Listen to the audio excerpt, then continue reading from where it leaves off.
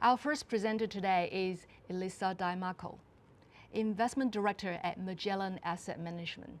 Elisa joined Magellan in 2015 with responsibility for research coverage in the financial sector. Prior to this, Elisa spent 2 years as an analyst at APRA and also worked at Macquarie Group as an equity analyst. Her presentation topic today is Don't Forget Your Toothbrush. Very interesting. Welcome to the presentation, Elisa. Thanks, Angelina. Great to be with you today. So today we're going to be talking about the importance of including defensive stocks in your portfolio, but not just any defensive stocks, quality defensive stocks that will enable you to generate attractive returns for decades to come. Defensive growth companies play a crucial role in the portfolio, complementing the higher growth and higher risk technology. Defensive growth companies allow you to compound your wealth with a high degree of certainty, reducing the risk to the downside. Hopefully, by the end of today's session, you'll agree that one should never forget their toothbrush when it comes to investing. Markets over the last 5 years have been dominated by technology stocks, the best performing sector in the market. Whilst earnings growth within the technology sector has been and is expected to be strong, it doesn't mean that the less discussed sectors don't present opportunities in your portfolio. So as investors, we want to be maximising the return for a level of risk. We want to grow our wealth with a high degree of certainty. Benjamin Franklin is famous for saying that in this world, nothing can be certain except for death and taxes. However, we can probably add a few more things to that list, be it consume food, clean our houses, or look after our health. These then create incredibly stable demand from your consumer staples and healthcare sectors. Reliable and defensive growth that we have a high degree of conviction in the range of outcomes regardless of the economic cycle. As you can see from the charts on the slide, at-home consumer food and beverage industry has grown steadily at around 5% per annum over the last 60 years, and healthcare spend at over 8% per annum for 60 years. This reliable growth means that earnings for companies in these industries is also more reliable. The beta for consumer staples companies is at around 5.6 and healthcare at about 8.6, lower risk than the market. So as we like to say at Magellan, don't forget your toothbrush, even when it comes to investing. Over the past 30 years, healthcare and staples companies have delivered returns greater than the index and at a lower risk. And as we'll now demonstrate, when you select quality companies within these sectors, the returns are even stronger. But how is it that you find the best companies, the highest quality companies? How do we identify which consumer companies are masters at driving consumption? So as an active manager, we're actively deciding which companies to invest in. In the case of the consumer staples sector, we need to decide which of the more than 100 stocks in the consumer staples universe we should be investing in. This is an incredibly important step because in a typical index, the median company underperforms. So there's a lot to gain then from picking the winners versus just buying the index with certainty. So how is it that we pick the winners, you may ask? It's fundamental research. That's what's critical. This increases the likelihood of picking the structural winners. At Magellan, we apply our investment philosophy. We're identifying companies that have a competitive advantage.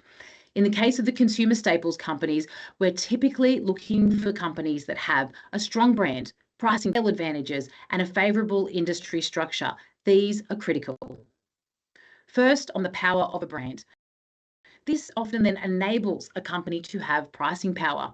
This is incredibly important because it reduces the risk of volume loss when you're passing on, for example, the cost of inflation or pricing for innovation. Coca-Cola's brand is synonymous with being refreshing and thirst quenching within the beverages space. During the post-COVID period of higher inflation, Coke was able to pass on the inflation pressures. We're also looking for companies that have scale advantages. These scale advantages could be in manufacturing or in distribution.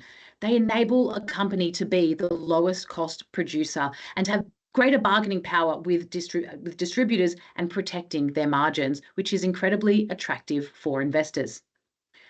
We're also looking for companies that operate within a consolidated industry structure. This is key because it makes it harder for new entrants to come in. Coke and Pepsi have the leading market share within the carbonated beverage industry. And then with innovative management and strong marketing, it makes it really challenging to displace Coke. So hopefully you've realised, as we've been talking here, to make these determinations, fundamental research is critical. Historical data only tells you where a company's been, but not necessarily where they can go into the future. These competitive advantages will enable a company to protect and grow earnings into the future, often taking share from competitors. From the consumer staples lens, generating strong and predictable cash flows is incredibly important. It will compound returns with a high degree of certainty. So now we're going to unpack some of the secret sauce that we're looking for within the consumer staples space, looking at how a consumer staples company can maintain their brand, their scale advantages, and their place within an industry structure. That is, how do consumer companies drive consumption to maintain their competitive advantages? The first example here is on research and development and the importance of R&D to drive innovation and growth. Colgate is a large multinational consumer staples company that specialises in oral care and pet food. Colgate's a great example of a company that has continued to reinvest in its product, moving from pastes and gels that improve your brushing experience to focusing on whitening and aesthetics that are an important driver within the online world. This has driven sustainable growth, maintaining its advantage as the largest oral care brand globally. Colgate has accelerated its research and development over the past 6 years, driving increased growth. This prioritisation of R&D in a high-quality brand portfolio has accelerated revenues and generated returns of over 8% per annum for shareholders. So that was the importance of research and development to drive growth and maintain the strength in brand. Next is the importance of premiumisation. So premiumisation enables a consumer to remain with a brand during market cycles. Nestlé is a great example of a company that drives a good, better, best strategy across its key categories of chocolate, coffee, pet food, and infant formula. This is key to drive growth and to retain the customer regardless of consumer health. On the slide is an example of premiumisation in the coffee segment. Nestlé's investment into its coffee franchise is offering products at the lowest cost instant coffee brands on the left-hand side, all the way up to single origin coffee pods on the right-hand side. Over the last 15 years, Nestlé has delivered returns of over 8% per annum to shareholders. And finally, on the importance of marketing. L'Oreal is a great example of a company that is leveraging the power of marketing spend to retain its relevance, the sense of newness, and driving customer retention. Even though L'Oreal is the largest beauty company in the world, through its scale and marketing spend and its high-quality management, they continue to take share. Over the last 15 years, L'Oreal has delivered strong shareholder returns of over around 10% per annum to shareholders, and we view, given these competitive advantages and its prioritisation of marketing, it can continue to do that in the future. Let's bring all of these learnings together now. So we posed some questions to you at the beginning. Firstly, don't forget your toothbrush when it comes to investing and growth where you least expect it. Do you agree now that consumer staples and healthcare companies are adding value to your portfolio? With consumer staples and healthcare as essential services, these companies provide defensive growth to your portfolio. As you can see on the left-hand side chart there, in a drawdown, the market capture is less than 50% in staples and healthcare versus over 120% for your higher risk technology sector. These sectors give you downside protection, but of course, we still want to be growing our investments over time. Finally, I'd like to present Magellan's Global Fund. It's a portfolio that is designed to deliver consistent returns of around 9% per annum through the cycle, whilst also protecting capital.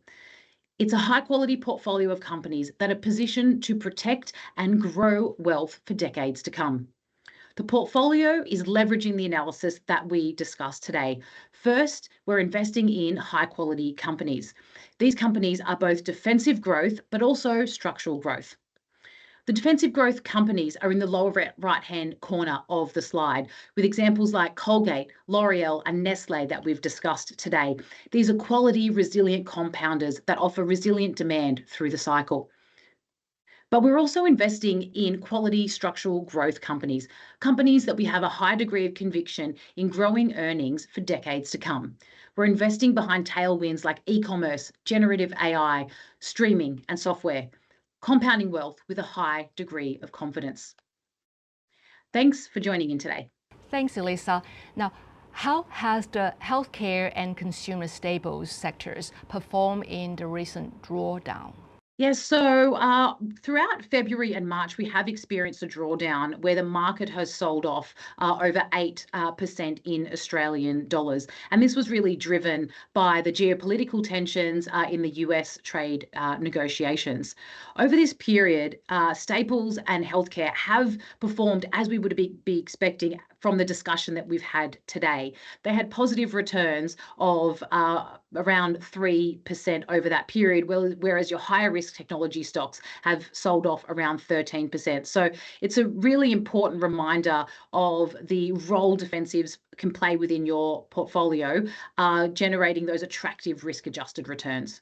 Magellan is known for investing in quality, but also considering enduring themes.